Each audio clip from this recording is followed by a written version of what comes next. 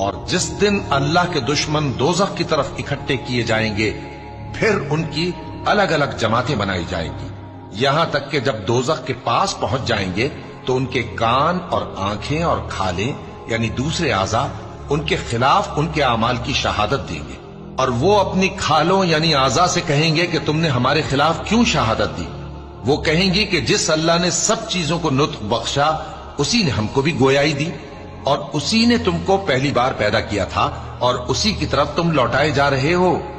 اور تم اس بات کے خوف سے تو پردہ نہیں کرتے تھے کہ تمہارے کان اور تمہاری آنکھیں اور کھالیں تمہارے خلاف شہادت دیں گی، بلکہ تم یہ خیال کرتے تھے کہ اللہ کو تمہارے بہت سے اعمال کی خبر ہی نہیں،